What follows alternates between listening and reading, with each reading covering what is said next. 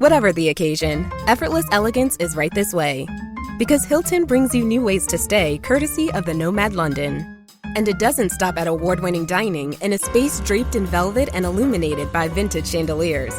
No, this day goes beyond with unparalleled personalized service and attentive hospitality. Oh, and did we mention the Nomad London can be booked using your Hilton Honors points at Hilton.com? Hilton, for the stay. You know that feeling when someone shows up for you just when you need it most? That's what Uber is all about. Not just a ride or dinner at your door. It's how Uber helps you show up for the moments that matter. Because showing up can turn a tough day around or make a good one even better. Whatever it is, big or small, Uber is on the way. So you can be on yours. Uber, on our way. Good morning, guys, and welcome to the podcast. I'm really delighted about today's guest from Atlanta, Georgia, John Makarewicz. He's from Ferris Capital Partners, and to talk about real estate, capital, and he's no stranger to the show. We have so many guests, and I'm really happy to talk real estate and what he does. John, welcome. Thank you so much. Happy to be here, Christopher. Yeah. Briefly introduce yourself and we'll dive into the questions. Yeah, I've been real estate adjacent my whole career. So when I first got out of college, I actually started in residential real estate, just selling homes, working with buyers and sellers. But in about 2008, I joined forces with a man named Mark Spain and actually just started as an agent, but we ended up befriending each other on a professional level. And just over the years, he would layer in additional responsibilities. And to cut a long story short, we built up a residential real estate team and then started our own brokerage in 2016. And it was an exciting time. We started opening offices in many different parts of the Southeast, and that led to a private equity exit in 2021. So in 23, I always say it was like sprinting a marathon for 15 years, building this business alongside my business partner and our incredible team. So I learned a lot in that period of time about leadership and that startup mentality. And candidly, I stay in that mentality. I always take that approach of it. The system could always improve. We could always have a better result. And so in 23, I joined forces with my current business partner, Mark Ferris, to start Ferris Capital Partners. And we acquire apartment buildings, renovate them to add value, forcing appreciation with the goal of doubling our investors' equity over a 5-year hold period. So it's an exciting time to be back into a true startup and building and growing again. Yeah, I love that. And we'll talk about the mindsets and the habits and strategies that made you successful. We'll talk about one thing I have for the listeners and viewers. Where are we in the real estate cycle? Because we just came off this peak interest rates and we got a regime change. And now we've got a threat of tariffs and wars. Where are we? How are you seeing the playbook for real estate? Yeah, it's such an interesting time, right? And I'm learning, I'm 44. It's all times are interesting, really, when you think about it, because it's like, if I really thought about my 20-year business career, there's maybe been like a 3-week stretch where I'm like, wow, the wind's just blowing in our direction. Everything's going great, right? There's always a challenge. There's always a problem. It could be political, could be on an economic level. It could be you have a bad hire and they're causing challenges within your business, right? So there's always something. And with residential real estate right now, I'm a bit removed from it, but I still pay attention because I still have ownership in my prior business there, Mark Spain Real Estate. And I think this year is going to be a very telling year because last year, what was interesting is the rates tripled, but home values kept rising dramatically. And I think a lot of folks are just staying put, right? And so if you're not selling, and really, when you look at the demographics, I think what a lot of people thought would happen, say 10, 15 years ago, is as the baby boomers retired, they would start to sell off their homes and downsize. But that never really happened. And so they're all staying in place. And then you add to the fact that the cost of building a new home, just from 2018 to 2021, the cost of building a new home went up 40%. That was before all the tariff talk, right? And so we haven't really seen the full impacts of the tariffs, but a lot of the things, if we say Canada, for example, lumber, copper, you look at China, steel. And so a lot of the materials that go into building a home are sourced from foreign countries, right? And so these tariffs, if they really truly kick in, it's going to continue to increase the cost of building that new home. I have this fear that home values will continue to rise as disproportionately to, say, inflation and all these other factors. I have a 21-year-old and he's literally telling me, Dad, I don't ever see a world where I'll buy a home. And I encourage him to change his mindset around that, because if you think something's not going to happen, you're probably right. But he's not wrong in the sense that my first home was like 2,200 square feet. I paid $260,000 for it. And I was right in a great suburban market with great schools. And that very same townhome today is worth like $500,000. And it's crazy right now. On the commercial side, offices are having some challenges in certain markets, but because of the return to work, we're seeing some pockets that are seeing improvement. Retail is good, but a little challenged. Industrial kind of got overbuilt. Why we like apartments, Christopher, is at the end of the day, like, you always need a place to live. And because the home values continue to increase, more and more people are choosing to rent or being forced to rent. And for the first time, really in the history of the United States, it's more affordable to own than it is to rent, to the tune of about $1,200. So in other words, to rent a home is $1,200 less expensive than to buy that same home. Because, what we haven't even talked about, the cost of the home, but the cost of insurance is rising. As property values go up, insurance goes up.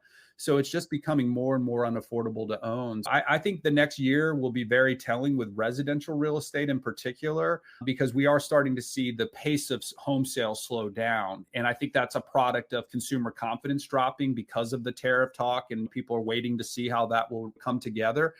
And it's a fascinating time. But I do, as somebody who's involved in real estate, I have a lot of concerns for future generations and their ability, because I just know, and you look at the numbers, owning a home is one of the key differentiating factors in building wealth in your life, right? Because you own a home for 5 or 7 years, it's naturally appreciating, you're building equity. And the average homeowner has a net worth of about $300,000, $400,000, where the average renter really doesn't have that. And gosh, it was the American dream, right? Owning a home with a white picket fence and a steady job. And I'd stop shy of saying it's scary, but it is getting scary. And so I really think this year is going to tell the tale. It'll be interesting to see how the rest of the year shakes out. For example, in Florida, we're seeing a lot of homes just sitting on the market for years and years, 6, 9 months, 12 months, 18 months. One particular area that I think will be very challenged, and I think we're already starting to see it, are second home vacation markets, right? Because so many people bought them post-pandemic, because we saw an explosion in short-term rentals, right? And so more and more people were taking vacations after that post-pandemic bottleneck broke loose. But I'll just use a real example. So my wife and I, we have 3 kids. We rent this beach house every year in the same location. And usually you have to book that thing 5 to 6 months in advance. And we decided we weren't 100% sure we were going to go this summer. And I went on there a week ago, and basically June and July were wide open. And I just was like, how? And the rate dropped. So it was great. If you own that home, all of a sudden you had it full basically 4, 5, 6 months out of the year, and now it's empty. And so I think you're going to start to see a lot of people make those decisions to sell. So I think you're going to see some challenge markets, particularly second home markets, and then other areas of the United States where maybe there's less economic diversity and job opportunities. I wish I had a crystal ball, but I don't think values are going to drop. I just think you're going to see a reduction in the amount of transactions that occur, which we're already seeing today. Interesting. Yeah. The other thing that's interesting is you hinted on the American dream and just the rising cost of everything. You talk about business rhythms that create massive success. How are you tuning into that to position yourself for maximum gains? Yeah. For example, we buy apartment buildings, right? And there have been just far fewer transactions this year and last year than in previous years. So on a typical sort of normal market, an apartment building, about 20% of apartment buildings, give or take, trade on a given year. And that has not been the case the past few years. So we're seeing fewer deals coming out. And it takes about 300 deals for us to see and review to find one that works for our model. It just comes back to, okay, what are the business rhythms? In our world, we know that 90+% of these deals trade through a broker. So we increase the amount of broker contacts we make, right? And we try to build stronger relationships with those brokers. For example, our acquisition director, this goes back to rhythm. So every morning at 8:30 a.m., we have a team huddle where everybody in the company jumps on this quick call. We have a software we use called Metronome Systems, and everybody reports on three things. It's some good news or an update from the previous day, their number one metric. Now, most of our team members might have 3 or 4 metrics that they track, but what's that number one metric, the first domino, so to speak, that makes everything easier if you do that? And then your number one priority for the day. So our acquisitions director on a daily basis is reporting on how many broker connections he's made. And I'll go back about 6 months. We just weren't seeing the deal flow, and his target was 5 meaningful connections a day with brokers. We increased that to 10.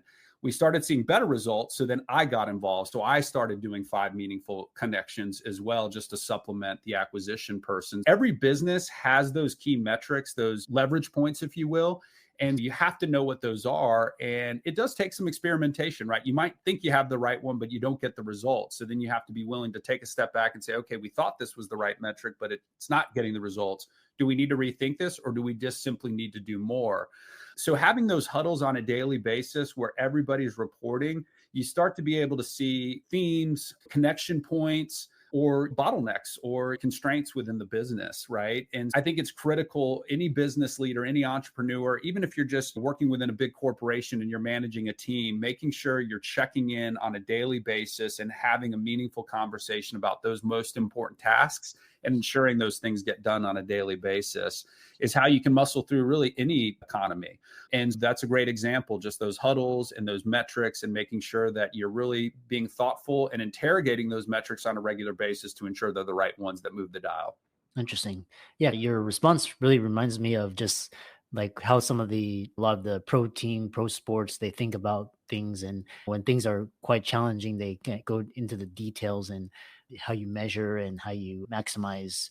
What I also found interesting is in your bio is you went from realtor and then you went from single family and now you're doing syndication investing. And for the listeners and viewers, if they're thinking like they're getting priced out or it's not worth their time to be a landlord, what is the mindset shift that you need to go from realtor and landlord to actually raising funds for larger projects? Yeah, it's interesting. I would say the mindset of how I think about things is that really at the end of the day, in all businesses, whatever you're in, right, it's no different than if we're manufacturing a cog, right? It's what are the constraints? What are the challenges? What are the problems here? And how can we build a system around those things? And so when I think about being a realtor, I had a very systemized process because we ran a large team. And so when I transitioned into management, I was shocked because I'm not saying I'm special or different, but I can't sleep at night if I think I missed a detail. And so I keep a notebook. Now I leverage like Google Tasks. So every day I can see what my top 6 activities that I have to get done that day are. So I tend to be very organized when it comes to those tasks. But that's my behavioral style. That comes naturally to me, but it doesn't come as naturally to others. And for example, we would literally have situations where a seller would call and say, yeah, your agent came out yesterday. It was awesome. We were ready, but they never sent the paperwork. And so you're just like, oh gosh, how did that happen? And building out those systems and processes to make things easier for the team. So we leverage Salesforce. So we just had automated reminders built in. It's, did you send the paperwork? Did the paperwork come back? You need to follow up. And so then having people monitoring that to ensure that all those tasks got completed. Things have a way of compounding. So I think at the end of the day, whatever business you're in, it's about what are the systems and what are the most important tasks, right? And if you think about those things every day, I read about this years and years ago. It's called the Ivy Lee method. And the story is that I think it was General Electric back in the 1930s, they weren't happy with how things were going. And it might have been General Motors. It was one of the general companies, but they brought in this business consultant and he just said, if everybody wrote down the 6 most important things they need to get done for that day in order of importance, and then you tackle those things in order. So let's just say you only get through 4 because they're big tasks. Then task 5 and 6 become task 1 and 2 the next day, and you create 4 more. And sometimes they're not massive action, right? It's just moving things down the field a little bit, so to speak. And then looking at, this is another area that I think is super critical, because when I think about real estate, residential, and I think about what we're doing here, thinking about that client experience in a very thoughtful way. And I'll give you some examples. By no means are we perfect at Ferris Capital, but I put my own information inquiring about investing in other people's deals that do things similar to us because I like investing in real estate. So I'm genuinely, hey, I want this information. And sometimes I never get a phone call. In some cases, I get 2 text messages a day, and that's annoying. Or I get an email, but then I never get any follow up. And so it's just such a missed opportunity. And so in our world, it's like we have a follow-up cadence. So when a new lead comes in, action plan kicks in, make that first contact attempt. If you don't reach it, that reminder happens for the next 7 days. And then if we don't get with them in 7 days, we taper off and start our follow-up on a weekly basis. But just thinking through, like, if you were a customer in this business, what would you want? And how would you want to be treated? And then just figuring out ways to do those things. I see a lot of businesses that do a great job attracting the lead or even the customer, but then their onboarding experience is an afterthought, right? How do you go from I'm interested to now I'm a successful customer or client? And so for us, Mark and I thought about it. We said, I'm an investor. And this isn't a joke. Like, I'm invested in some deals. I put $500,000 in one deal in particular, and I get an update every kind of 9 months or so. I can't really figure out when they send them. It just shows up in my inbox one day. And the good news is it's going well. We said, you know what if we guaranteed our investors on the 30th of every month, they're going to get an update no matter what. And if we miss it, we owe them a steak dinner for them and their family. And everybody smiles and laughs at that, but it's a real thing, because if we miss one update on one of our deals, that's like a $15,000 mistake. So you better believe we're going to make sure that update goes out on the 30th. So it just goes back to systems, right? That's the system. We guarantee it by this. If this doesn't happen, then that happens. And that's painful. So we're going to make sure that never happens, right? I think at the end of the day, it's just about being thoughtful about not only bringing in the client, but that investor experience and how that investor or that client experience feels throughout the transaction. So transitioning from residential, to put a bow on it, to this, it's not all that different. It's just a different product we're selling. It's the same thought process, right? How do we make this easier, faster, safer, simpler? At Capella University, you can learn at your own pace with our FlexPath learning format. Take 1 or 2 courses at a time and complete as many as you can in a 12-week billing session. With FlexPath, you can finish the bachelor's degree you started in 19 months and under $19,000. A different future is closer than you think with Capella University. Learn more at capella.edu. Fastest 25% of students. Cost varies by PACE, transfer credits, and other factors. Fees apply. Ryan Reynolds here from Mint Mobile. I don't know if you knew this, but anyone can get the same premium wireless for $15 a month plan that I've been enjoying. It's not just for celebrities. So do like I did and have one of your assistants switch you to Mint Mobile today. I'm told it's super easy to do at mintmobile.com/switch. Upfront payment of $45 for 3-month plan, equivalent to $15 per month required. Intro rate first 3 months only, then full price plan options available. Taxes and fees extra. See full terms at mintmobile.com. And I really enjoyed this conversation. And the other thing that I found interesting is your leadership style. It has a lot of influences of John Wooden and Coach K. How have these mentors and influences shaped your approach to leadership and investing and success in general? Yeah. So John Wooden on leadership, it's one of the best leadership books. It might be the best leadership book ever written, in my opinion. In fact, I read it after reading a lot of other leadership books, and I realized that a lot of people are just taking his lessons and repackaging them. And so, for example, if you read this book, on day one, when a new team member would show up, didn't matter if they were a freshman or a senior or starter or whatever, they would spend a full day just on how to put your socks on correctly and how to tie your shoes. Now, everybody, once again, laughs at that a little bit, but you have to think this was in an era where there wasn't elastic in the socks. They were wearing Converse sneakers. We're not dealing with Nike, like high technology stuff. And so his thing was, if we get this wrong, and your sock gets a little bunched up in your shoe there, and you get a blister mid-game, it's going to impact your performance. So we're just going to focus on getting the small detail right. And so that was one of my biggest takeaways, is like the small details are almost more important than the bigger ones in a lot of ways. Making sure you say somebody's name correctly, making sure you do what, if you say you're going to send the paperwork by the end of the day, send the paperwork by the end of the day, just honoring your commitments. And I think the other thing is he's got this pyramid of success, and success is not winning. It's showing up every day and doing the best you can do in that given situation. Now, his is much more, I didn't read that verbatim, but it's that basic concept or idea. And so when you bring that to leadership, it's nobody gets it right 100% of the time. Your team members will make mistakes. You'll make mistakes. It's just about what do you do about it, right? You pick yourself back up and you get back out on the court and you push yourself a little bit further. It's interesting. A lot of people I know, and this is no problem. Like, I'm a big reader. I like to hold the book in my hand. This one is not on Audible. So if you're wanting to read it, you're going to have to pick it up. But I would encourage you to do it because, man, I dog-eared like every other page, highlighted the heck out of it. There is so much good information in there. So I think for me, there is a lot of commonality between business and sports because nobody finds success on their own, in my opinion. Luck always plays a factor in anybody's success, but the team is the most important thing. So if you can really bring together a group of people and give them what they need to be successful, because everybody's different, right? Like, some of my team members, I need to check in with a couple of times a day. And it's not a bad thing. It's just they like to bounce ideas and they want to make sure their thinking's correct. Others I can maybe talk to once every couple of days, and they just need to put their head down and do their focused work. So it's not having one formula for everybody. And when you look at some of the most successful sports teams, that combination of coach and player is really where the magic happens. And there's so many examples where, like, Joe Namath's first coach, he didn't find a lot of success, but then he found a coach that matched his style. And then boom, he's one of the greatest quarterbacks of all time.